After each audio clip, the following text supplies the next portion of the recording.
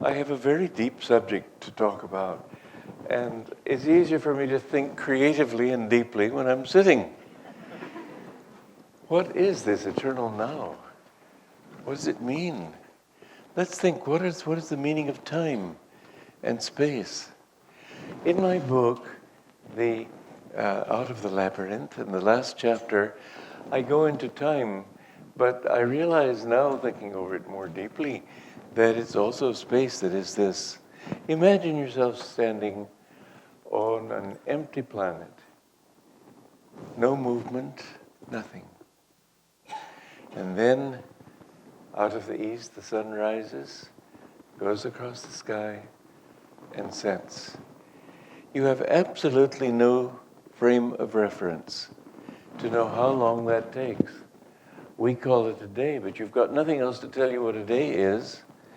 It could be 1 billion years, or it could be 2 seconds. Time, you see, is motion. When you tie that in with all the other motions, your breathing, people moving, trees waving in the breeze, all these different movements added together give us a sense of time. But without that movement, you wouldn't have time.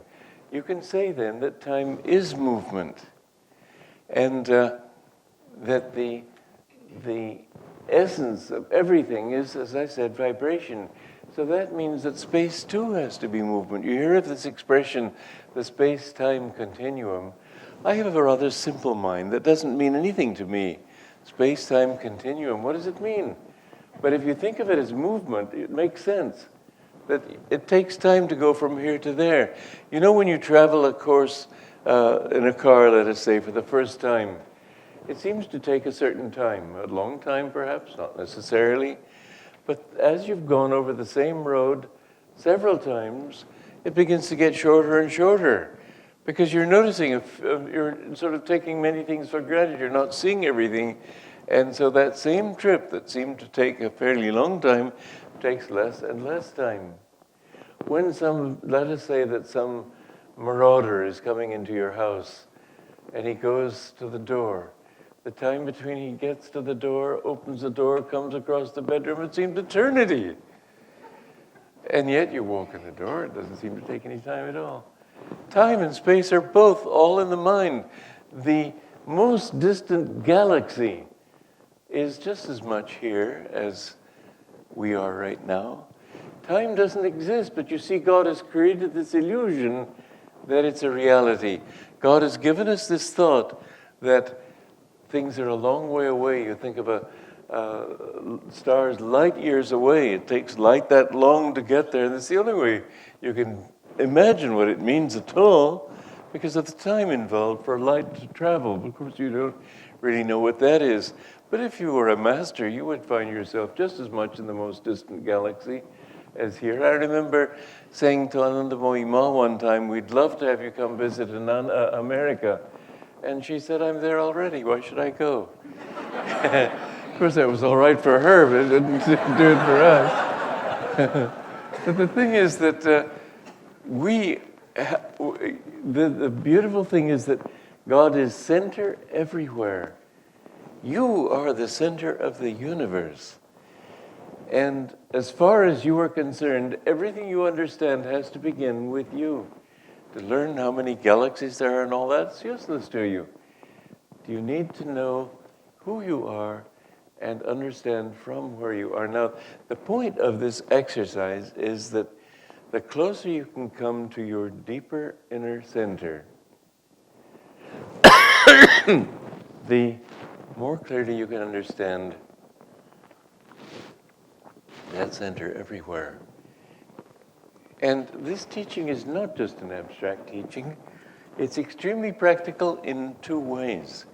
One is in your dealing with life, and the other is in your getting beyond life and understanding. Master used to say that you should consider it your duty in this life to become at least a jivan mukta. What is a jivan mukta? Let us put it this way. You've got a huge ice lake, frozen over, so strongly, deeply frozen that maybe thousands of people pressing on the whole surface wouldn't be able to break through it. Thousands could walk on that ice and it wouldn't be affected. How do you get through it? Where you're standing. If you drill a hole, you can get through it. You can't worry about all the social phenomena and how to improve this world and how to make it perfect and so on. You can't find the truth by expanding yourself, but if you get into your own little center and go down where you are to your own essence, you've broken through that ice and gotten into the water underneath. This, you might say, is the state of jivan mukta. In the Bhagavad Gita, it says, even the worst of sinners, if he steadfastly meditates, quickly comes to me. And you can think, what does that mean? What it means, though, is that in meditating, he goes to his own center. He doesn't have to worry about all that bad karma that he's gotten. We've all got bad karma from many, many lives. We don't need to worry about it. That ice covering is like the karma that you've accumulated over thousands of lives. I asked Master one time, well, I've been working on the Gita with him, and he had said that you have to satisfy all your desires. I said, sir, even the desire for an ice cream cone? You might have thought he would say, oh, not that. Oh, yes. He said, oh, yes. Wow. When you think of how many desires you get in one lifetime, and then you multiply it by how many lifetimes? Well, billions? Trillions? You just don't know. In the Gita and in the Rubayatavomakayam both, the Rubayatavomakayam says many that came into manifestation. This is Master's explanation of a rather obscure quatrain. Many who first came into manifestation at the beginning of this day of Brahma, which lasts billions of years of cosmic manifestation, are still wandering in delusion at the end of a day of Brahma. Master wrote a scary thing, which took me a while to get into, and here I'm talking to some of you who are new. It's not fair. But anyway, I'm sorry. But he said that he was quoting Buddha, giving us one reason for loving everyone, that everybody in the world has at one time or another been close to us. Now you just think how many people there are in the world, and how few of them you get to know in one lifetime. I was in a television program last December in India, and I was looking, there were about 100 people there, and somehow every one of them looked like an old friend. I don't know how to explain it. It's not an experience I have often, but we've all known each other, and some people feel much more familiar to you than others, but you've been coming around a long time. The Gita says that it may be days of Brahma. You see, it takes a long time to reach the human level, and that's pretty automatic. It takes 5 to 8 million lives. Master said that every atom is dowered with individuality. It's an incredible thing. Every atom is itself, not exactly duplicate of any other. God expresses himself infinitely. The concept is just staggers the mind. But that little atom has to evolve. It's all consciousness. That little tiny self-consciousness has to evolve through the rocks. The Master says, the Shastras say, the scriptures say, God dreams in the rocks, sleeps in the rocks, dreams in the plants. In the animals, begins to wake up. In man is awake enough to know that he is somewhat self-conscious. But it takes 5 to 8 million lives to work your way up. It is no joke to become a human being. It takes a long time, and it's easy to fall from that state too. Because if you choose to live like, what's the matter? Is it making a noise? I beg your pardon?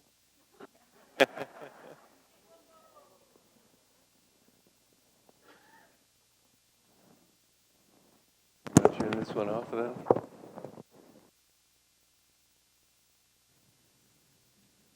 Okay. It may not be work on your part, except you have to go through the work of getting killed by a tiger and being a tiger who kills, and you've got to go through all the various things that...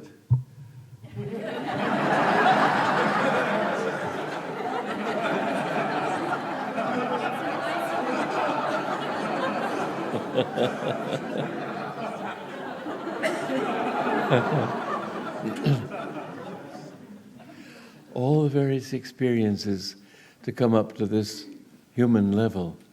But it's easy to go down from this level too. Because if you act in an animalistic way, then why should you be worthy of a human body? Souls go up and down constantly. It's very difficult to reach the human level and become worthy of it. For God's sake, don't waste time. Because the purpose of it all, God projected everything out of himself and wants to draw everything back into himself. But we can wander so long. Human beings are so adept at self-delusion. Look at Ramesh in that play Friday night. He had all the answers, but they were all obviously wrong. And how many times, well, like that song in Oklahoma, what you gonna do when a fellow talks flirty, begins to talk pretty, what you gonna do, spit in his eye? Well, of course that's not the only alternative. But it's the way of the mind to try to justify. And in writing plays, I've had fun with that little trick of the human mind, because this is how people get into delusion and how they can get out of it. If you can stop and watch your mind trying to justify its mistakes. Oh, yes, I drink, but at least I don't smoke. Yeah, well, true, I smoke, but at least I don't drink. And so they go on, always justifying themselves. Why not just admit you're a hopeless mess and you've got to get out of it? I mean, what are we? We're here to get out of this pitfall that we have fallen into. And the state of jivan mukta is to understand that you are he. Master said to me, remember, you won't be free until you have reached the state of nirvikalpa samadhi. Sabhikalpa samadhi you can still fall from, and he told me of several instances of people who reached that state and did fall. Because there's still the ego in the sabhikalpa samadhi, which you lose it in the state of samadhi, but you come back to it in the body. It's still you, the Joe Blow, and never the infinite, but nevertheless still real Joe Blow, having that experience. It's so hard to get rid of this thought, I'm me. But bit by bit, you come to that point where you understand that, no, this body, this ego, it's a part of everything. And so far from being, I had that experience years ago. I went up to Upper Ayodhya, as we call it, at Ananda village. It was 1975, I think it was, and there were trailers everywhere. And I looked at them, I was walking in the dark and the lights were on. And I said, well, a few years ago this was all darkness and now it's light. And I thought, well, I'm the one who brought this here. Then I asked myself, do I like that feeling? No, I didn't like that feeling. It was limited. I did it, it was there. Why bring me into it? I found that I was much freer if I didn't say I did it. It was done. And you will find, although the ego keeps trying to come in and say, well, yeah, but what about me? Well, I have some play in this, and I have some talent involved, and so on. The more you think that way, the more binding it is. Try it, and you'll see the comparison. Master used to say, if you try the cake and it tastes good, you want it. And so if you enjoy feeling free, and you don't enjoy feeling bound, then what's the point of clinging to that ego? It comes quite easily then, but it takes a while to break through that hypnosis. Until you reach jivan mukta, you're not free. But once you reach jivan mukta, you can't fall again, because then you have realized God has done everything. God is the doer of it all. At that point, you still have who knows how many billion lifetimes of karma to work out. But that's in the memory. You're free anyway. It doesn't matter at that stage. I said to Master, can't you just say that you're free and you are free? He said, yes, you can, but at that stage you don't really care, because you know you're one with everything, and you may use that burden of past karma just to come back and help other people. It's not real to you anymore. You see that it's only a dream. So the point is, you've got to get through the ice where you are. You've got to break through that little point of separation in yourself. Now that's why once you've gotten through it, then you all see this whole ice flow. But you can this field of ice, you can melt it gradually, or you can melt it quickly, just depending on what you feel. Most saints, almost all saints in the Autobiography, were not fully liberated. It's, as Master said, you just don't care in that stage. So the thing is to reach the state of jivan mukta, to become a paramukta. To become a paramukta is one who is completely freed of all karma. And that's certainly a wonderful thing. But the only difference, basically, in your state of consciousness then is that God has much more power that He can exert through you. And an avatar is one who, having attained that state, comes down in that state of perfection onto the human level. And when I heard the other day that they have classes on avatar training, I just thought, you laugh that you may not weep. Very few people reaching that state of complete freedom. Just think, after all these lifetimes of suffering, Master used to say, get away from my ocean of suffering and misery. You look around and you think, well, I'm not all that badly off. These people in this room seem pretty well. You don't see them when they close their front doors. You don't see them in their bedrooms. You don't see them when they go to the hospital. There is a great deal of suffering in this world. People don't like to show it. They like to put on a good front. But that suffering is there, and when it hits you, it hits you. And pretty soon you start thinking you'll never come out of it, but you do. And it's always sort of up and down like that. But we need to break through it. And once we've broken through it, we can melt that whole thing as we choose. An avatar, just think of it again. You have gone through all these lives. Finally, you're free from everything. Not many people. Ask yourself, do you really have that much interest in helping other people? Very few come back. There's this story Ramakrishna told about 3 men who came out of a village and they came to a high wall. They'd never seen this high wall before. And they thought, well, we've got to find out what's on the other side. So they said, well, the 3 of us together can make sure one gets to the top. So they had one get on the shoulders of the other and the third get on the top of his shoulder and was able to scramble up on top of the wall. And he stood there and he looked on the other side and he clapped his hands with joy and jumped down and they waited and waited. Finally they said, well, I guess he's not coming back. So then they said, well, the second one, I'll come back. And so they managed to get a tree stump and he stood up and the other stood on his shoulders and scrambled up to the top and looked down and he clapped his hands and jumped down and he didn't come back. And the third one said, I've just got to know. So finally he found a tree that he could lean against the wall and climb up the tree and get to the top. And he got to the top and he looked over, he saw the most beautiful garden he could have imagined. He thought, he felt I could lose myself in this garden. I don't want anything else but to live in this beauty. And then he thought, but if I go, then what about all my people in the village? They won't know. And so let me postpone my total enjoyment in order to help other people. And he jumped back and went and told others.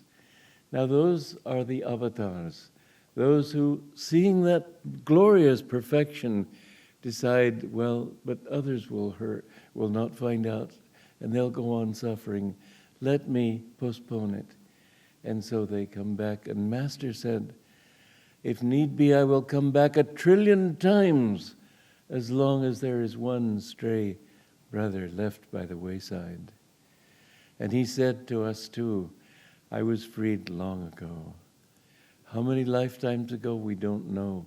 But I seriously think that our line of gurus have been coming to this planet for a very long time, maybe from the beginning. But not many people would do that. And ask yourself, would I? Well, you don't know. But if you really want to help people, perhaps you will. Very few people come back after they've reached that stage. Very few people reach that stage on this planet. But you can reach the stage of jivan mukta. And this is what I'm urging you to try for in this life. Now, what can you do to do that? Because until you reach that state, you can fall again and again. It's appalling to think, but it's an inescapable philosophical conclusion to draw, that if you have the potential to reach up to infinity and become infinite, then you have to have the same potential to become infinitesimal again. And so it is, you've got these elevators going up and down. Mostly, when you've reached the human level, you don't go back for more than one life. You may go back and become an animal one life and then become a human being again. But if you go on sinning and sinning and sinning and just continually turning against that joy and bliss in your own heart that calls to you, you can get thrown very far down, even to the level of a germ. This is no joke we're playing with. Don't fool around. You have been given a tremendous opportunity. One time Norman said to Yogananda, "I don't think I have very good karma, Master." He was sort of a gloomy type. And yeah, I tried to help him one time. He was in a mood. He'd come into my room and sit on the bed and just... a sort of cloud would surround him like Job Fultz, you know, in the Little Abner cartoons. Anyway, I said to him, I thought this, I was pretty young then, I thought I was would cheer him up. I said, look, it can't last more than 40 more years. But the truth is that it will end in time, so forget about it. You need to learn to live in the eternal now. Learn to live where you are. Learn to understand that you're the center of everything. Now, the practical side of this is, the long-range side is that's the way to get out of time and out of space, to live right where you are at your own center. But it's got practical benefits too. You may think, well, if you live with your head in the clouds, fine, but how are you going to, what about your feet on the ground? The thing is that you will find, as it says in the Patanjali Yoga Sutras, that if you can learn to be absolutely without desire, then you attract riches. Everything that you need, somehow the law works with you as long as you can eliminate the ego and stop thinking, I want this, I want that. People say, well, you got to be practical. This is the most practical teaching of all. You will find that you're taken care of. And he says that if you speak the truth always, everything will work right for you. You'll be able to materialize your very statements. All these things, if you are right, the whole universe will cooperate. You are the center of the whole universe. Now you have to be practical too, in the sense that you can't make these things work. I remember I was out at 29 Palms once, and there was an old man walking by the wayside, and so I stopped to pick him up, and I asked him where he was going. He was going to the next town to a Science of Mind convention. And I could see that he was thinking that with my mental power, I forced him to stop and made him offer me a ride. And I just played along with the game. I just thought, well, if he likes his thought, let him make his testimonial to the whole group of these people. They were having a convention. So I reached their place. I said, where would you like me to put you off? Instead of saying, would you be so kind as to take me inside, he said, so I happily went inside. I said, where do you want me to drop? And I let him off at the front steps, and he didn't even thank me. He'd made it happen. Well, you know, this kind of ego you have to work with Divine Mother. You have to work with God. I call God my Divine Mother, but he's anything that you want him to be, because he's everything already. And so anyway, I have found that if you do things with Divine Mother, things work out marvelously. You know, years ago, it was 1972, and I've often told this story because it's really a lovely one. I had a friend of mine, he was Dr. Mishra from Bhubaneswar in Orissa, but he had been studying at Davis and getting his doctorate. And he went back to India, and I went to India in 1972, and I was feeling a little sorry that I couldn't look him up, but I didn't know his address. And so I didn't worry about it. I just said, well, Divine Mother, too bad, but if you can help me, fine. I didn't put a lot of thought into it.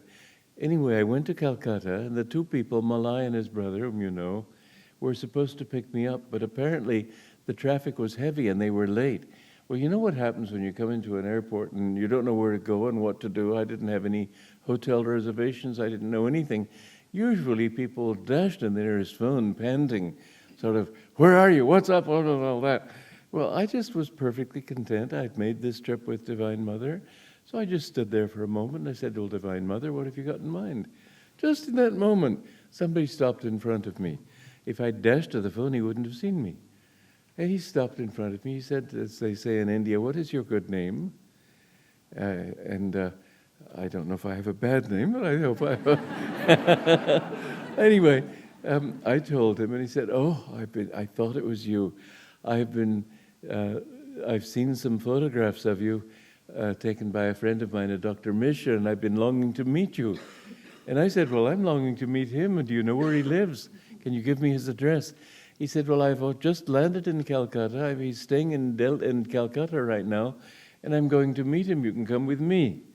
Well, that's a typical thing. I've seen it happen so many times that when you're centered in your inner self, not your ego, but your higher self, and share things with Divine Mother, it's amazing how time, space, possessions, needs, everything just seems to somehow to fall into place. I don't know how, you don't know how the law works, but in some uncanny way, it really does. I've seen that whenever I needed something, there it was. That's not me. It's not some my great power. No. I just say, Divine Mother, I just want you. I have no desires. I'm just a very simple person. But she'll take care of you.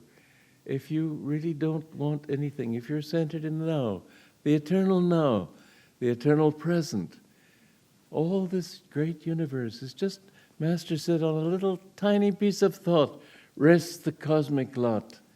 If you can rub that thought away, the universe disappears. The universe is wiped away. So learn to live here and now, not just in, 9 minutes to 12 on Sunday morning, June such and such, 24th.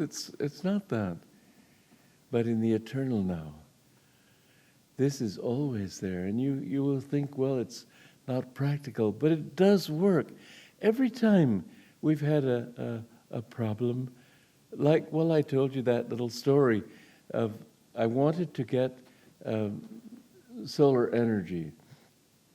And Narana, he used to be a rocket scientist, and he said that there's one method that if you can go from heat to cold, then you can generate electricity.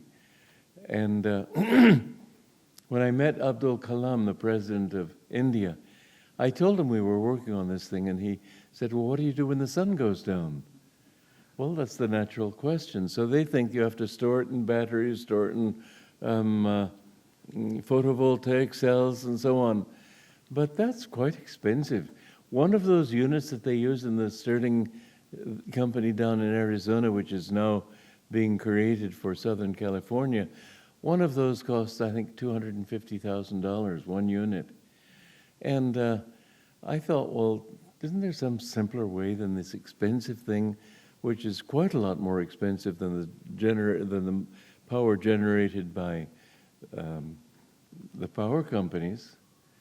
And I thought, well, I asked Divine Mother, as I say, I have a simple mind, and I like things simple. And so it occurred to me, well, things hold heat. Some things hold heat much longer than others.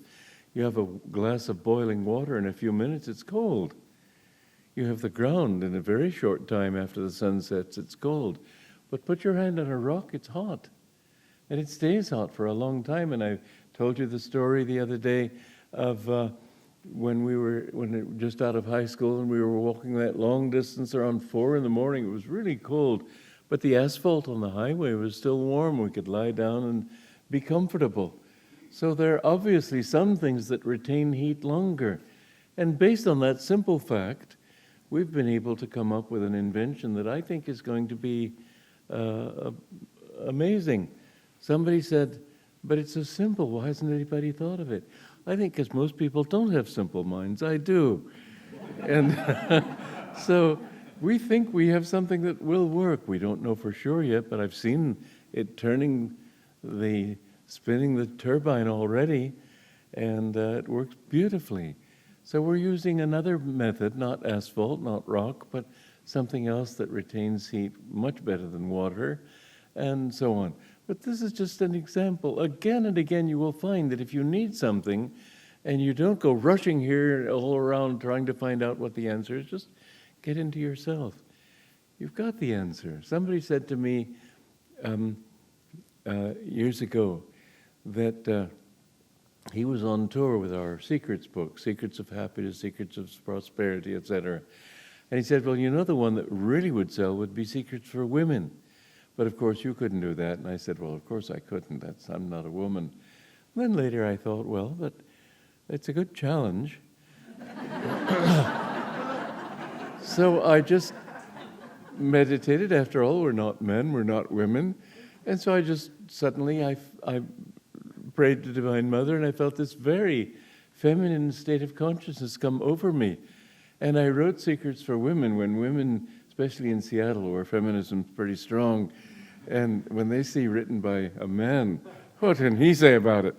But so help me, I knew what it was to be a woman then. And everything I wrote, nobody's ever complained. They've all said it's a very good book, and it's one of our best sellers. After I'd written it, which took about half an hour, you know, you just...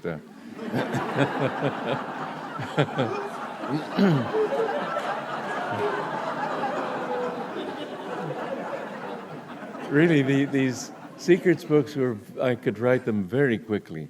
Then it would... do it now. I have one saying for every day of the year. I wrote it in one day, but then it took me a whole month to edit them.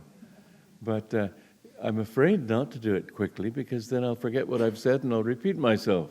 So it took me about half an hour to write them all down, just one for each day of the month. But then, of course, it took a lot longer to edit it and make it poetic and rhythmic and so on. But then it took me another half hour to shake this consciousness off my mind. I didn't really like being a woman, I have to admit. But I didn't want to say that too.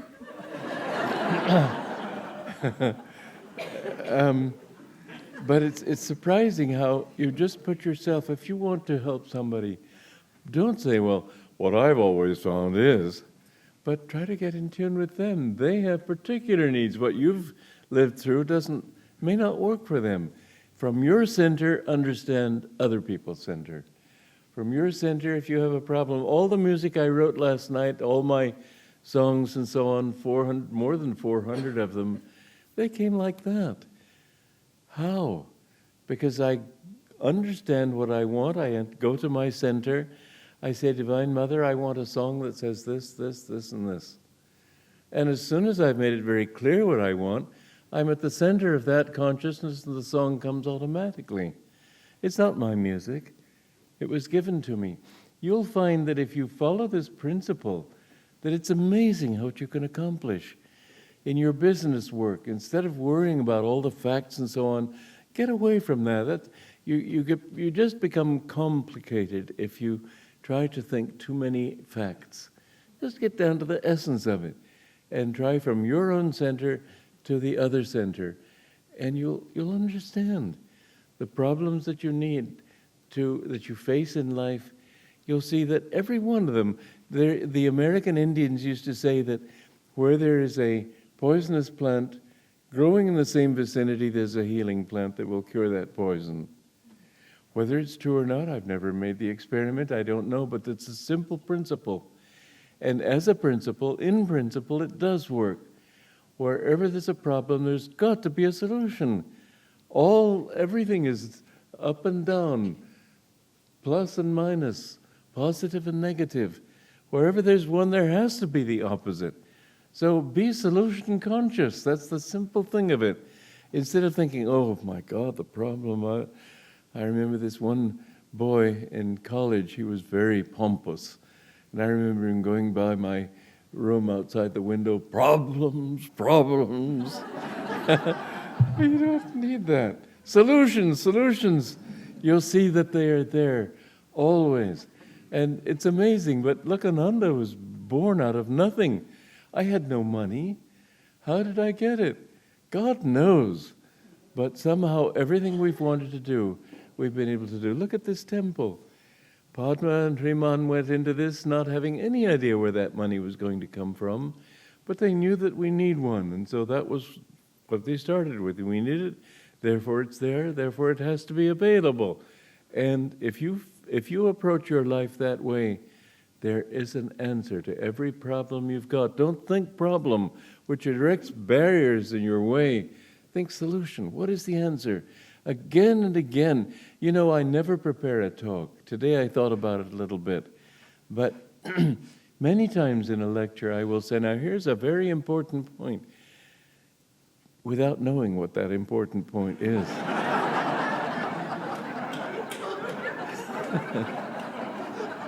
So help me, it's never let me down. I say it with full confidence in my own mind, because I know the answer has to be there. So I just say, well, this is a very important point. I don't know what it is, but as soon as I've said it, there it is. It's never let me down. Try it. You've got to... You have a problem in life. Don't think, oh my God, that problem, what am I going to do? Just say, get away from me. I know there's an answer, and that answer is, and you'll be amazed how often it comes to you. When you live in the here and now, you will find that the most abstruse and difficult thing, wherever it is, in time or space, can come to you. Whenever you have a problem. You know, I went to India, to Patiala. And in Patiala, I gave lectures, and one of the sons of the Maharaja of Patiala came to me. And he said, have you ever heard of Bhrigu? Well, Bhrigu, I didn't know anything about it, except in the Gita it says, among saints I am Bhrigu. And he said, well, Bhrigu wrote the Samhita. Whether he really wrote it or not, I'm not qualified to say. But he did urge me to come with him to the little town of Barnala, which is some 60 miles outside Patiala. And there was a pundit there with the Bhrigu Samhita. And he asked me what certain questions, and I answered these questions. I don't know, I can't repeat exactly what the questions were, but then he went into another room, and he didn't have a book like a bound volume. It was many, many loose leaves in different packages. He knew from some method that it would have to be in this particular package of leaves. And he brought this out, and he said that it will be, he had to make a horoscope for the moment that he asked it, and he said to me, and this Raja Margenda Singh and he himself divided it in three and kept looking for the horoscope that corresponded to that. And I was the one who found it. So they said, yes, this is the right one. It corresponds to what he wrote. So anyway, he started reading. And he talked about my last incarnation. Well, you don't know about your last incarnation, so who knows? But then he began with this incarnation. And he said his name is Kriyananda, and he's a seer of Ashtanga Yoga, and he's been traveling all around. He comes from outside this country. And he said a number of things that were astonishingly accurate. And other people have gone to this thing, not all. It said in mine, in fact, that after this, no other readings will be given today. And there were a crowd of people there waiting, but they said, no, not for you. But it was most interesting. Somebody told me that he had been in, he was an Indian living in Los Angeles. He'd gone back there, and he went to visit another part of this Samhita in Hoshiarpur. And he went there, and there was a group of people in the train with him, and then that car which was going to Hoshiarpur was separated, and they went to Hoshiarpur. And the next day he went to see this Pandit, And the reading said that this friend of mine has come from a foreign country, and in order to celebrate his return, I have asked other friends to come, and he named them, and they were the same people who had been in that train carriage, and he named them in the sequence. They were sitting on the floor, and another one, he said, a friend of his went there and got a reading, and it said, while this is being read, there will be a thunderclap. Well, the sky was completely blue. No expectation of it, but just at that moment there was this loud thunderclap. Did Bhrigu come forward in time to create that thunderclap? It wasn't a natural occurrence. Things that it told me were quite astonishing. In another reading that I got in Delhi, it said that his father named him James. Well, my full name is James Donald Walters, but nobody ever knew the James. It was always Donald. And he said that he has 2 brothers, but no sisters possible, although one will die in his mother's womb. Well, I never heard that my mother had a miscarriage, but when I got home, I asked her, and she said, yes, she did have one. Was it a girl or a boy? We have no way of knowing, but boy, that was more information than I had anyway. It said he will meet Yogananda. It said a number of things. One thing of interest to us here today, it said that in the future in his country, when there will be weeping in every home, he will be one of the principal people to help uplift his countrymen. And my thought is that we are heading toward a serious depression, and I think that this book of mine, The Revelations of Christ, is going to be a real means of upliftment. I do urge you to read it. I think you'll agree with me. But many things he said, I don't want to go into all the things he said. The point is that it was so interesting. He said that in my last life, I was born in Karachi, but he didn't say the word Karachi. It said the city of K in that land which is now ruled by the Yavans, which is his word for the Muslims.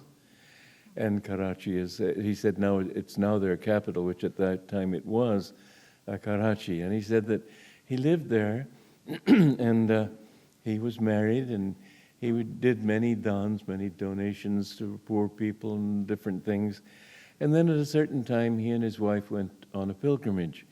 And when they reached the desert, I think that would be in Rajasthan, where Kapil Ashram used to be, he met his guru there and gave up everything and went into deep meditation and chanting God's name. He chanted God's name for 12 years, which is why I have a decent voice in this life, perhaps. I've never seen a desert when I was a child. I grew up in lush countryside, but when I went to 29 Palms, the first time I felt completely at home there.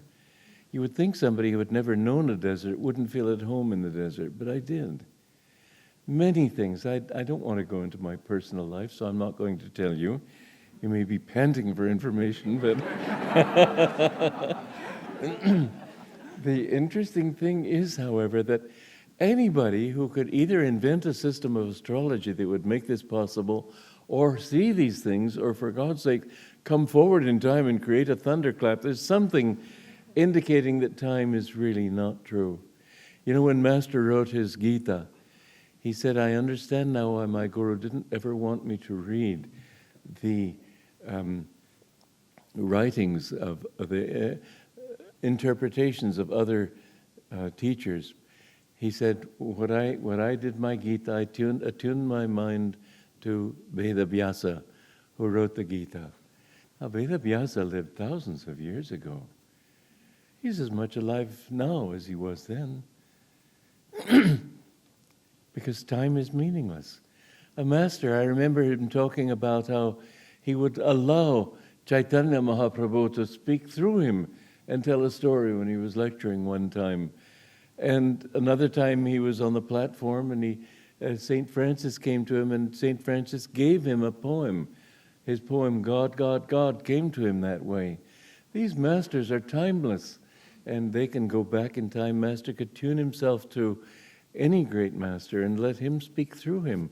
That's how he said the Gita came, that it was Vyasa telling him what to write. You could say, well, didn't he know? Of course he knew. There's, you know, when when you read an autobiography of a yogi, how Sri Yukteswar, to Master's absolute amazement, described the astral world and the causal worlds. And Master writes as though it was such a stunning discovery. But years before he even went to India and had that experience with Sri Yukteswar in his resurrection, he was describing the astral world in his articles in the magazine. Same thing. Yeah, they knew it all. They put on this show in order to make us feel comfortable with them. But in fact, he knew everything. I remember I had this weird experience one night. I had been, because mind you, I was a bit dumb. And stupid is the word. Not really. I'm not being sincerely humble even. I know it's ridiculous because I've never been stupid. However, I was naive, let's face it. I didn't know anything about these teachings. So many of you come to these teachings after reading and all these things. I didn't read anything. The first book I read really after the Gita was Master's book. And everything I've gotten came from then. So when they started talking about disincarnate spirits and people taking possession of you and so on, I was absolutely intrigued. And I thought, well, I've got to find what this is all about. That's where the stupidity comes in. Don't play with these things. Anyway, one night I was sleeping, and in my dream, I can still see it in my mind, I was in a party, and I decided, no, it's time for me to go meet a disincarnate spirit. I remember I went into an empty room, I remember seeing the floorboards, and all of a sudden, I just stood in the middle, I said, okay, come on, I want to see what this is all about. And all of a sudden, the floorboards began to move, and I felt myself being sucked out of my body out the window, and I tried to get back, and I wasn't sure I'd make it. And so I thought I'd better play this safe, so I said, Master! And immediately I woke up, and the sound of Om, which had been there, disappeared. And so I asked him about it, but first, before I even saw him, one of the monks living in the other building at just about that time of night, heard this pounding that sounded all over the door, loud sounding, hello, who's in there, who's in there? And he said, Gene. Oh, Gene helped. Well, I don't want you, I want Don Walters. And he went storming out, he heard this door slam, and then suddenly this thing happened. This is a weird universe, I tell you. And so I asked Master about it, and he asked me to explain the thing to him. And I did, and he said, well, it was a true experience, and these things happen, don't worry about it, and so on. But I was still puzzled. If he knew about it, why did he have to ask me? And so I said, well, Master, didn't you know? I mean, I called your name. He said, when you're one with God, you know you are God. Just like that, completely dismissing me. This is a big show. You just don't know. I remember one time he was standing about half the distance of the front row, closer even than that to me. And I was thinking, well, he's there in his body, but he's also here. And I was trying to puzzle this thing out, and he had an apple. He came over and looked at me with a smile and gave me this apple. Sort of, yeah, I'm here. What are you talking about? It's a play. But they do know. I remember this one time when I was amazed when he knew something that had happened to me, and he said, I know every thought you think. Well, that's a high level of intuition, but we can develop our own intuition to a considerable extent if we understand that our reality is not out there. Don't let your mind spread out over the world. Don't keep reading the newspaper and find out what's happening here and there and all that. You sort of become so concerned about the world that you forget that you are the world, you are the universe. You're the center of everything. From this point of reference alone can you ever understand anything. And if you can get down to that center, it's amazing how many things you can know. As I said, all my music was written that way. I didn't have to think, would I like this, would I want, no. It was there. I can't account for it except in this way. One time some woman came to me after a class in Sacramento, and she challenged me, and I let myself be sucked in. I vowed never again. But she said, what sign am I? So I looked at her, I said, Capricorn. Right. What day of the month was I born? Well, I thought January 14th, but that's my father's birthday, so I thought, no, my mind's playing games. So I said, January 15th. She said, January 14th. I said, never again, I'm not going to do that. You don't want to use your intuition in trivial ways like that.